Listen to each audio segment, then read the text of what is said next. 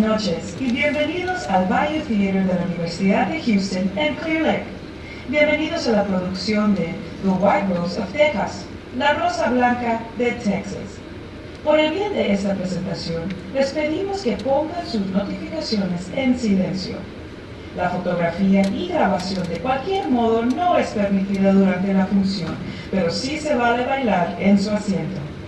Gracias por venir. Cada vez que usted atiende a una producción de UHCO Storytellers, le comunica a esta institución y comunidad su apoyo de las artes internas. Que disfrute esta presentación. Good evening, and welcome to the Bayou Theater of the campus of the University of Houston Clear Lake. We welcome you to this evening's production of The White Rose of Texas. For the sake of the performance, we ask that you put your phones off or on silent for the duration of the show. There is no photography or recording of any kind allowed during the performance, although dancing in your seat is perfectly fine. Thank you for coming. Each time you attend a UHCO Storytellers production, you are communicating to the institution and the community that you support in-house performing arts. Enjoy the show.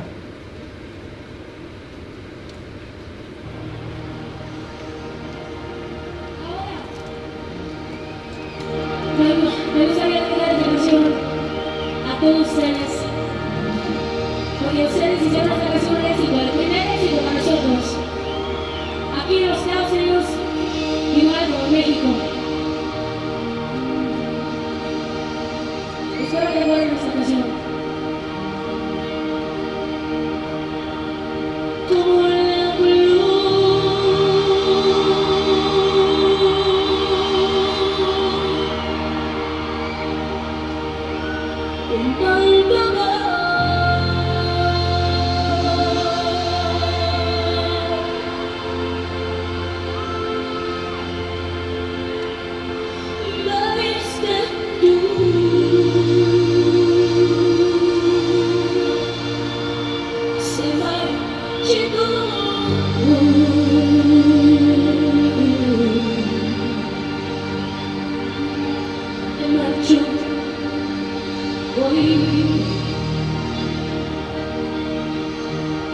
yo sé perder.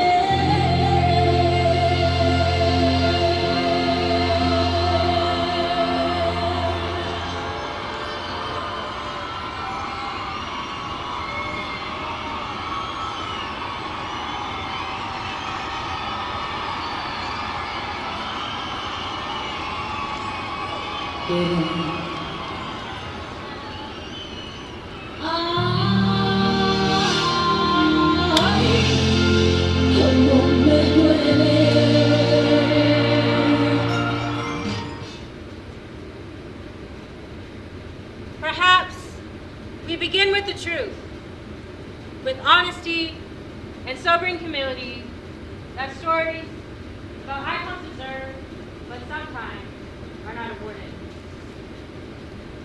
This story was never meant to have a happy ending. Any way that you approach it, any way that you angle the camera, change the narrator, or the color of the lens, this story does not have a happy ending. It is laced in tragedy, shrouded in mystery, and the possibilities of what if. But that happy ending, in the way that fairy tales dictate, is not one that happens here. In truth, there is no ending. In the way that legacy moves, the death of the human being marks the beginning of a different life for the performer and icon. That life still goes on, moving differently as the way we communicate changes and evolves, but her image, her voice, stay the same. We lead with truth, as the truth holds hands with both the joy and sadness of the story. The truth is the world we live in. Complex, unfair at times, sometimes magical, but always reveals to us by the stories we tell and retell what we value and hold dear. Did you know that rose bushes have a lifespan of 35 years? In the timeline of icons, that is both eternally long and eternally short. White roses, with the right love and care, are the easiest to grow. Even if others die around them, the white rose can withstand more and bloom all year round. They are crisp, resilient, and beautiful. Yet, it was never meant to have a happy ending. Frozen in time, in murals and posters, and in a statue facing the Gulf of Mexico, she will always be young. Even as fashion trends evolve and change, her image is still timeless. Frozen in time, yet alive for every Halloween costume, and every time you see a studded bra, a purple jumpsuit, and flared legs. For decades, we've listened to every riff on all the albums, and we know every nuance of her voice. We teach it to our children. We play it in the background of every party, wedding, and funeral. For some, it's a rite of passage for Texans, the birthright of the Tejanos community and adjacent. You know your favorite song of hers, and even if you do not, you know when someone asks you just to say Bitty Bitty Bomb Bomb in survival. However, we have these artifacts, these gifts, because the story did not have a happy ending for one woman. She was La Rosa Blanca, because, well, yes, this was her favorite flower. It also marked her innocence, La Buena. In an industry where her likeness did not exist before her, and then never again after her. She is, and will forever be, both eternal and ephemeral. Forever here and gone. So, what do we do with joy and memory when we know how the story ends?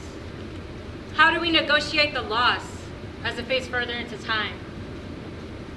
For some, it's fresh, like it happened yesterday. Conscious in memory, their bodies remembering where they were and when they learned. For some, the tale of mystery is more story than the history, what we've known and heard through pop culture and artifacts that are left in the wake. For most here, she's generationally alive. The second and third generation away give her the breath of life because yayas, tias, cousins, and parents knew her. They all take a cultural vow that the next generation never forgets her and how she made them feel. Either way, she lives. We won't tell her story. We'll leave that to the countless movies, Netflix series, and books that have control of that narrative. Instead, tonight, we tell you our story and the role she plays in our identity.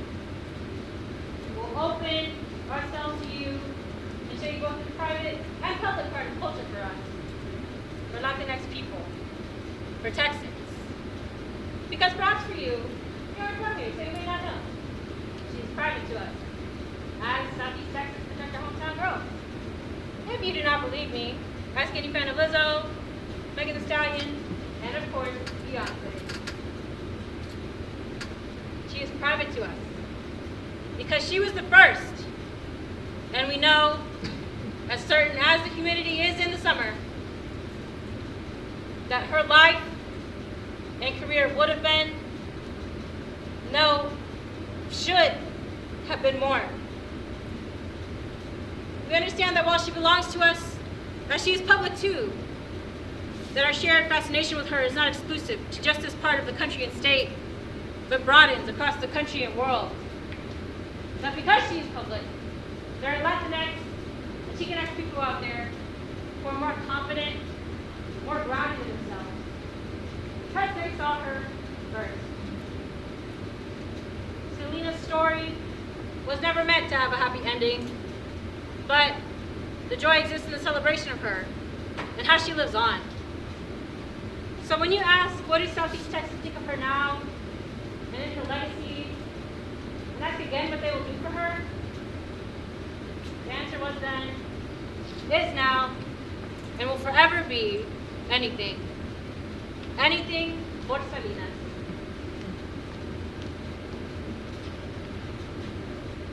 Now, let's look at how we come to her. And while I'm sure all of us know it, we know that some of y'all gringos may not know this information. And perhaps there might even be some Texans in the audience tonight that don't know. And that's also okay, because sometimes we don't know what we know, but we live it without giving it language. But, so we're all on the same page tonight, let's till the earth and plant some seeds for watering later. When you hear it, when you see it, when you feel it, you know it. The sound is rooted into the anatomy and atmosphere, both within and all around. Cultural music does that. The story performance of a group of people that uses sound and movement to communicate history. Where did this sound come from? It comes from the people first. Latinx, a term used to define people of Latin American cultural or ethnic identity. Hispanic, a term used to define people of Spanish-speaking descent. While Hispanic covers Spanish-speaking descendants, it tends to omit indigenous languages and cultures often found in Latinx. Chicanics, a term used to define Mexican Americans in the U.S. Tejanos, a term used to define Mexican Americans living in Texas. The X in lieu of Tejana and Tejana is used to mark inclusivity and gender neutrality. It's Samuel Salvador III that writes that Tejana itself is a byproduct of indigenous Caddo and Spanish linguistic mestizaje. After all, the word Texas, deriving from the word Tejas, itself derives from the word Aisha, meaning friend or hello. When we define the language Spanish, like most languages, it has its distinct regional flavors. Your proper Spanish or Castilian sounds like this. ¿Dónde está la biblioteca? Your Mexican Spanish, depending on who taught you or where you heard it from, may sound a little something like this. Pero acuérdate y los zapatos entran. Sometimes it can sound like this. Pues no me abra los ojos que no le voy a echar gota. Or this.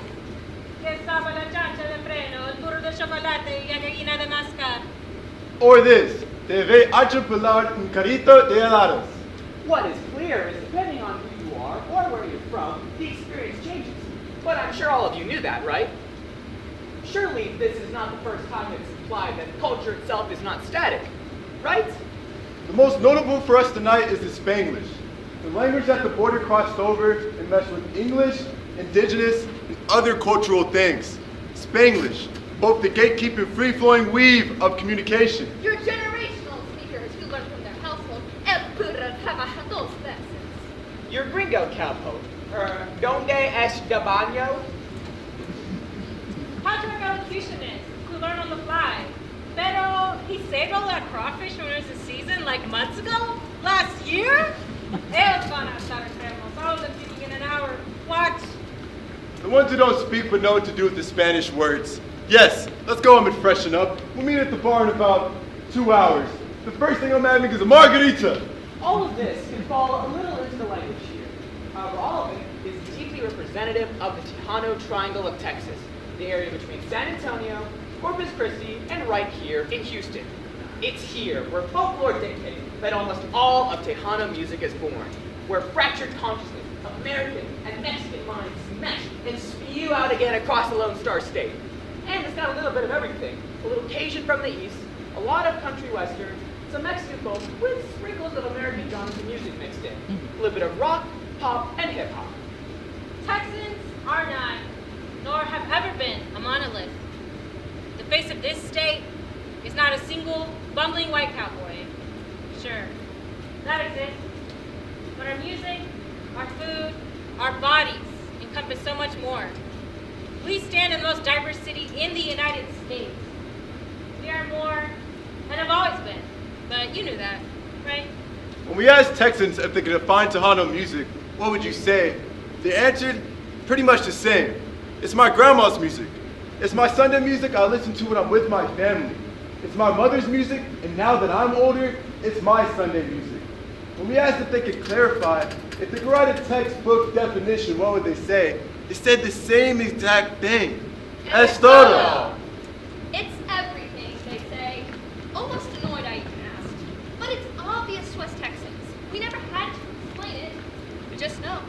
Tejano's music influences first come from Mexicans, corrido, and mariachi, the grandiose way each instrument introduces itself as it plays.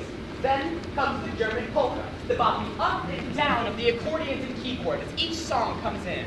Both styles of music designed to tell the stories of those who move to the beat. And we mustn't forget about cumbia, Colombian-born and influenced by the sounds of the rhythmic drums.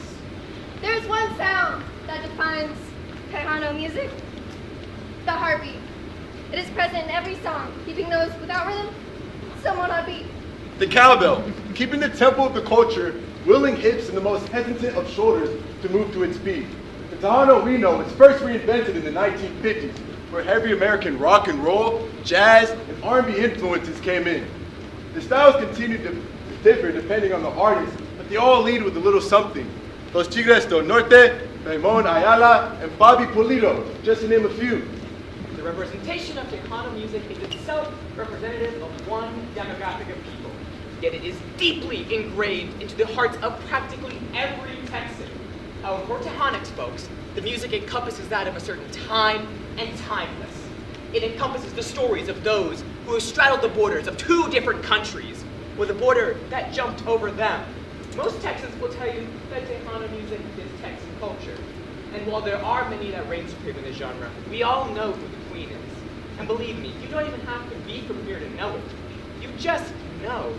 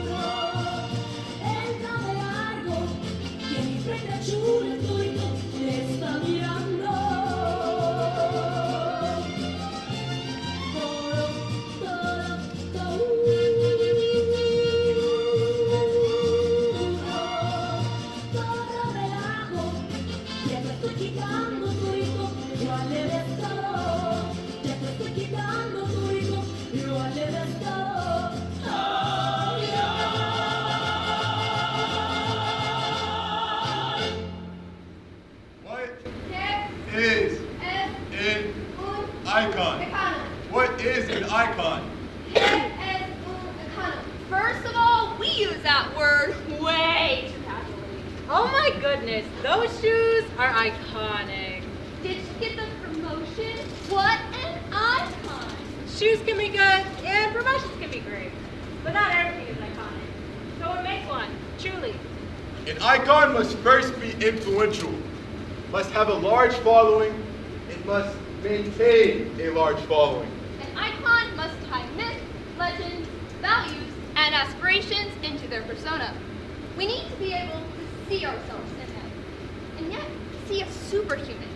A good icon can sometimes show us who we are and who we could be. There's a level of escapism in there where we can disappear into the magic of their presence.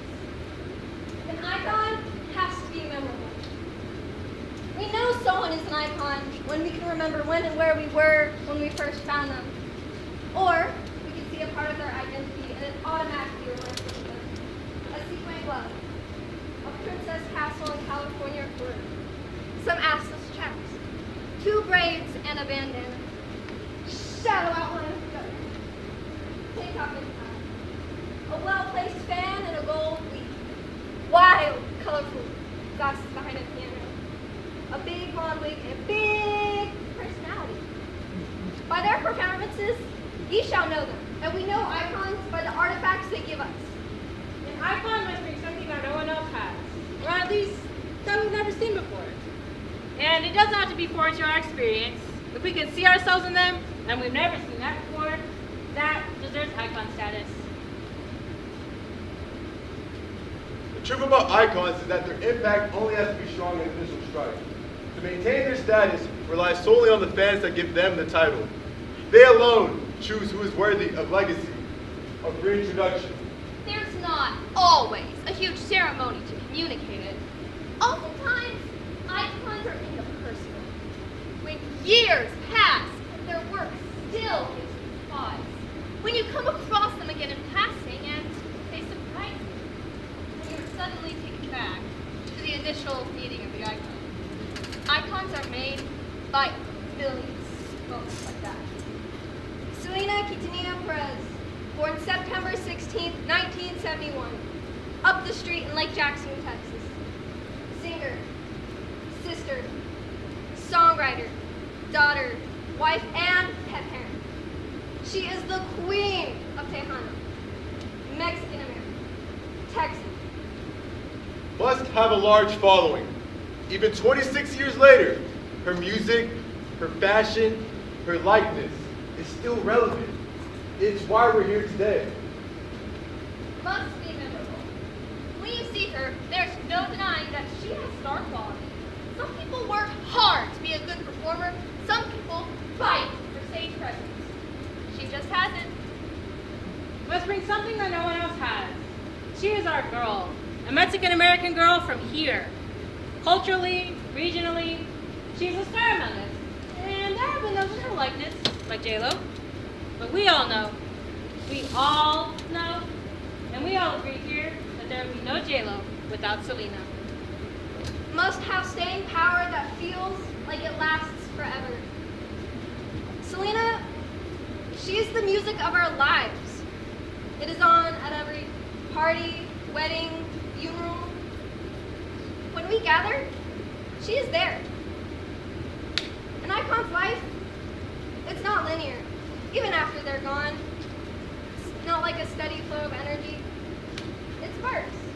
And the spark alone is bright enough and strong enough to keep them relevant forever. It's when you say their name, they pause, they gasp, maybe even grab their hearts. They're showing you where they live, protecting them, holding them close. A fan's admiration may wax and wane, but when it blooms, and we can always count on a bloom, it's a vision to behold. She may not be your icon, but I bet your icon knows who she is. And again, she lives on.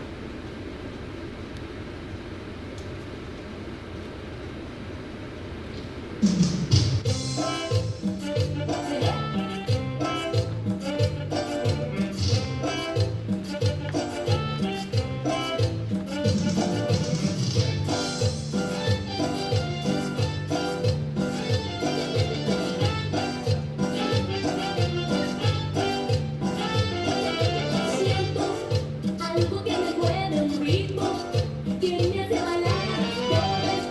Todos son parejas, todos vamos a gozar. Baila, baila esta cumbia, mueve, mueve la cintura. Todos las manos en alto y grite, grite con locura.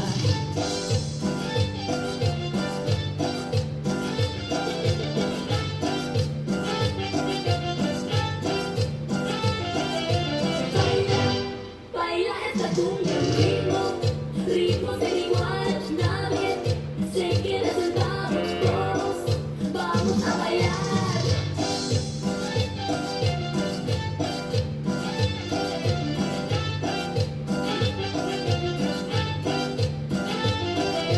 Siento algo que me mueve, un ritmo que me hace bailar. Todos son parejas, todos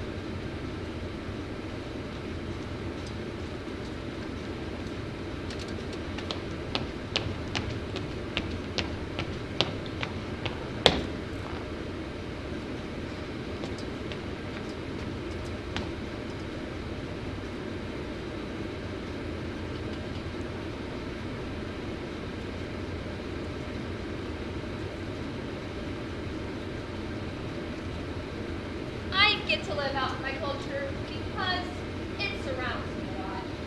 A lot of history and heartbreak because of how people have been treated. I love that I can use my language in both Spanish and in English. The whole Spanglish way of speaking is kind of a language in of itself. Selena's language struggle is something that I identify with. You know where I see her the most? And this may surprise you, but Selena is with me when I'm alone with another woman. Sometimes it's my mom, where we're making kitchen, making dinner, and the radio's on. Sometimes it's with my grandma. When I visit her out in the valley, she likes to sit on the porch, with a glass of Coke with a little rubber in it, and the afternoon's gone while we look out at the road. Sometimes she's with my sister.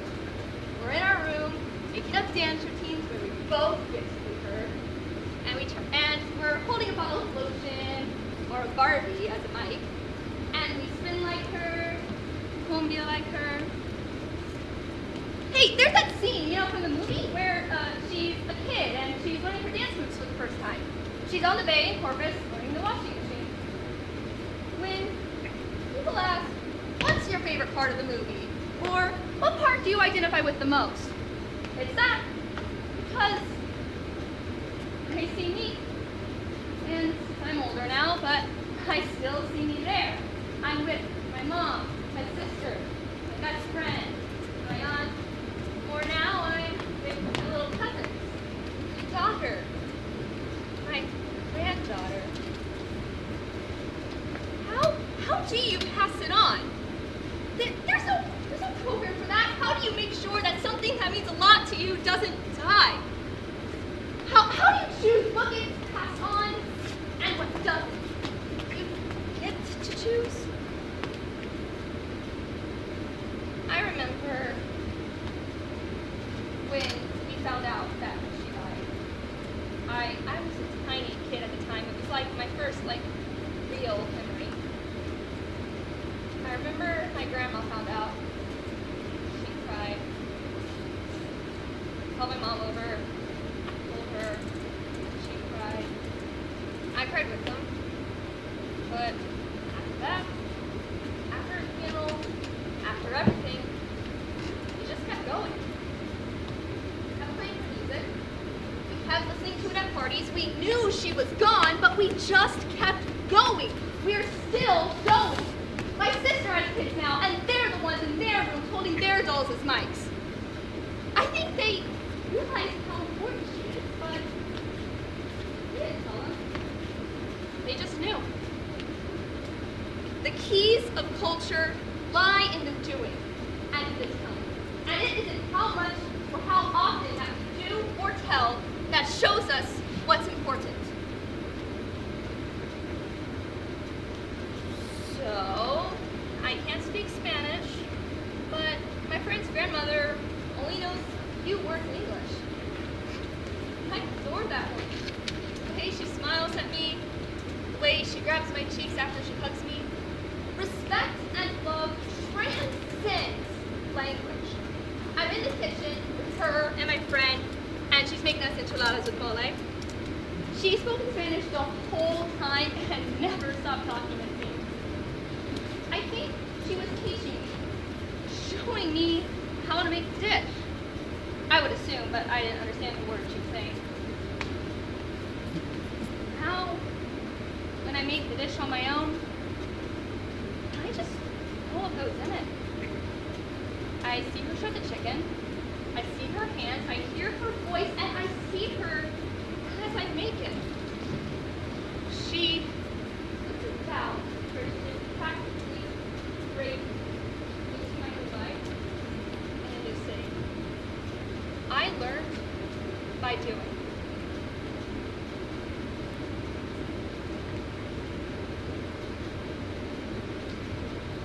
She's here. She gets be here because someone showed us how. It may not be directly clear, but we are shown. Someone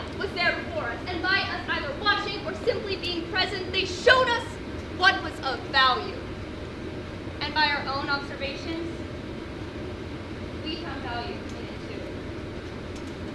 So, when we do the thing, when that person isn't there anymore, we are in two places at once. Present in the moment, and back in time. The person versus choice. Time is generous in that way. It allows the lessons to overlap. We know what's important to us. Sometimes we forget. It helps every now and then to ask why and to be shown. I mean, we know the answer in our bodies, but like saying, "Hey, Alma," we need to hear it too.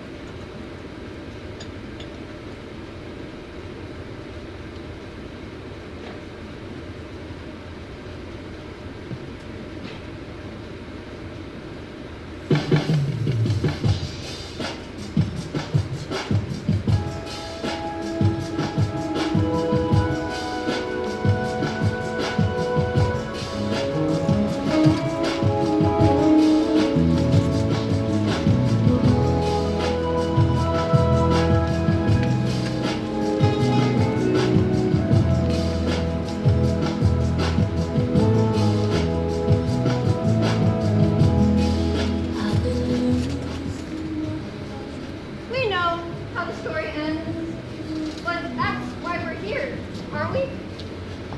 I'm sorry, but I have to say this quiet part out loud. There is no way around it. Sure, we can play the game of speculation. What would have happened if the woman missed? What could have been if the crossover outcome?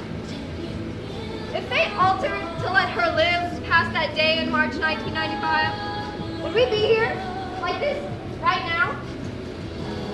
We want to say yes. That all the murals in the city and across the state warrant time.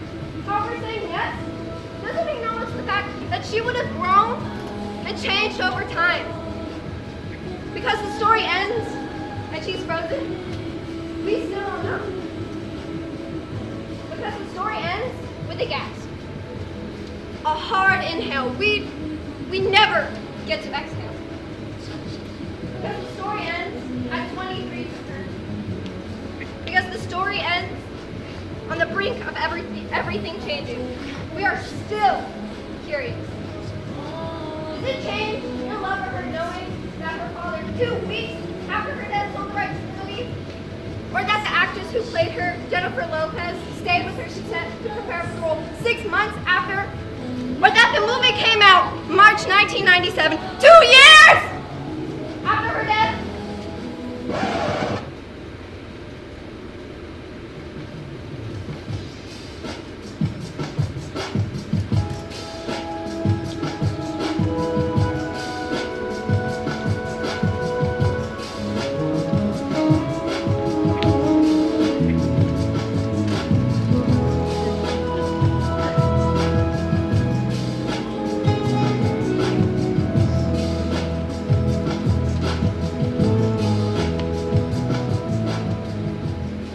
Know the truth about her?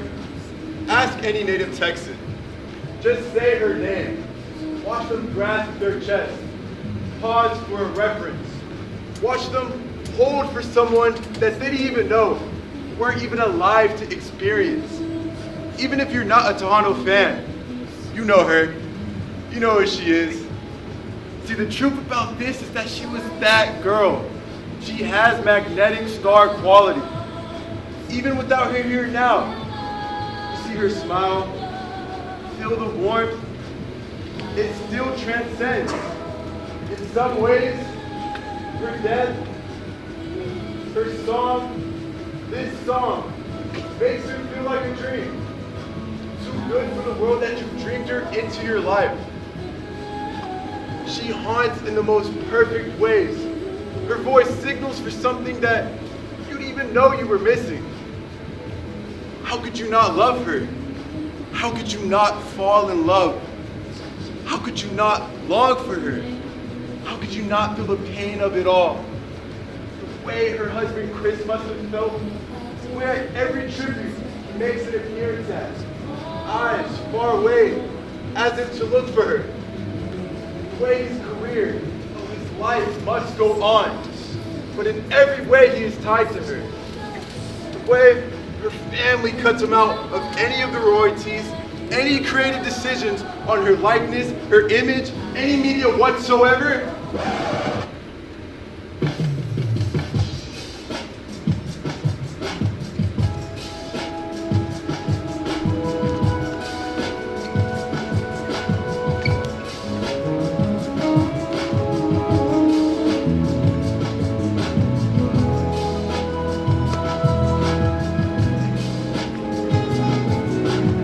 Elvis will always be remembered with Graceland. Kurt Cobain, you can go visit his bridge. And with Selena, she has Q Productions. Memorialization is a real tricky thing. For the public, they just want to pay their respects or ogle at all the artifacts. But really, they just want to be close to it all. They want to trace the steps. It's what feeds that eternal curiosity inside all of us. And believe me, it pays. We pilgrim, we tour, we seek to see, to be in the room where it happened. And there's someone charging a toll, and we pay that someone a toll, and then the money goes somewhere? Tell me, have you been to Corpus Christi? The memorial, the museum, her house, her grave, in the museum, her entire life's work fits into a room this size. The gift shop is bigger than this room. We stand to be surrounded by her achievements, her outfit, her car even. But how close do you feel to her? Not close? Well, come on, take a picture next to her astronaut. Feel close now? No? How about a picture with the mic that she used to record this very song? Feel closer yet? No? Well, let's take a trip. Let's go down to the memorial. Take it all in, just Selena. Feel close now? No? Well, next stop up is the neighborhood. Watch as all the other neighbors stare in terror as you slow roll by the gates. Feel closer now? It's okay if you don't. We've got one stop left. How about the grave? Look, watch as all the other tourists clutter around the fences, holding their smartphones over the gate just to get a picture of her grave. Meanwhile, the children climbing the fences out of boredom. How close do you need to be? Too close? Not close enough? How many HEB bags, striped cups, MAC makeup kits, figurines, t-shirts? What do you need to take a piece of her for your own? How much are you willing to pay?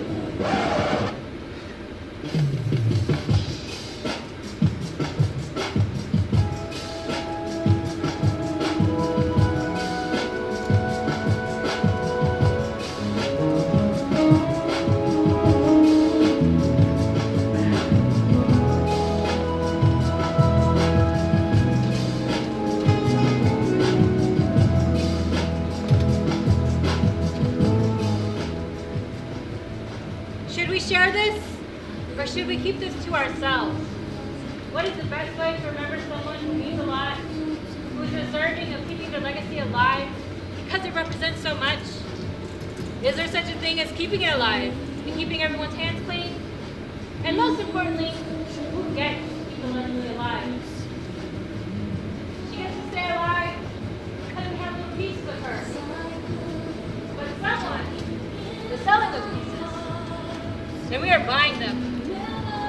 This song, the simplicity of love and its purity as she sings, it seems in the time since her passing, she remains the only thing pure in all of this. We will ask those questions forever, it seems. To keep her to ourselves means the world doesn't need to see what we see. To let her legacy live means, well, we get stuff. And music, and memories, and representation. But we get stuff to prove we were there, to prove our love. And the truth is, there's no stopping the machine because we've already fallen in love.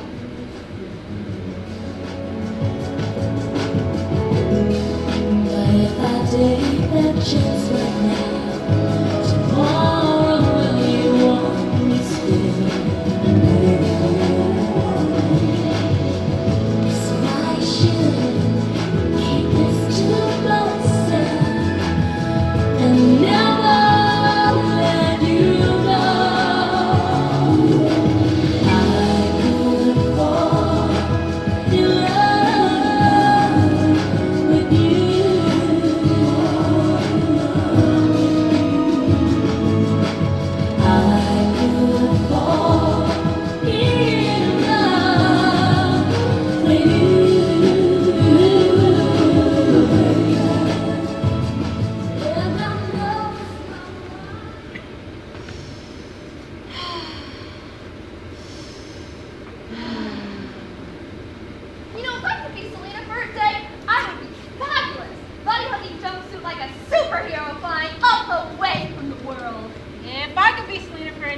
I thank JLo for being awesome. Free concert / Spotify session. Be with Chris. Be with family, except maybe Senior. And haunt Yolanda in prison by going into the prison thinking I had come back to life. I could be Selena for a day. Obviously, I have to throw the biggest party in all of Texas.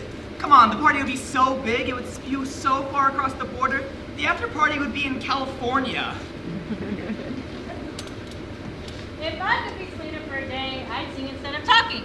Because I can't sing, and you wouldn't be able to tell me nothing. If I could be Selena for a day, I would sing from Los Alamos, Mexico, in the north to Puerto Williams, Chile, in the south. I would sing it till my voice shattered that wall on the border.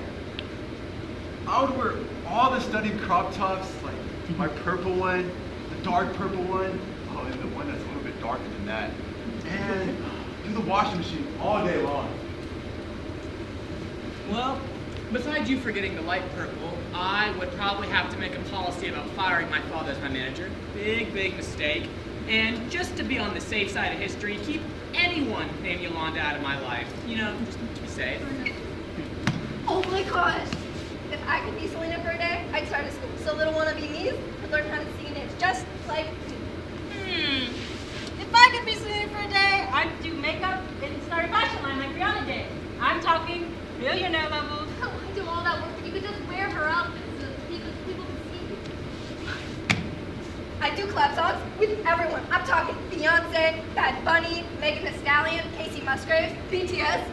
Tejano music would be worldwide. Of course, after I win my Lifetime Award of Excellency, of course I'll have to handpick every single person who does my own tributes. Then I'll have to do the Super Bowl airing 4 or 5 times, 6 even, if I'm feeling fancy. And then I'll have to star in some crappy but endearing rom-coms, and just so you won't even know who JLo is. I'd be 51 looking like I never aged a day. Oh, I would never, ever stop working. Ever. I could be Selena for a day. I don't think I would do anything, because everyone would do anything for me.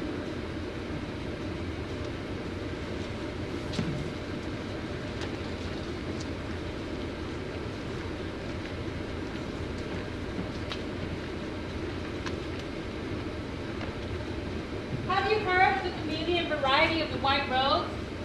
This rose in particular has a name suggests. Changes colors according to the time of day. In the morning, these roses appear white.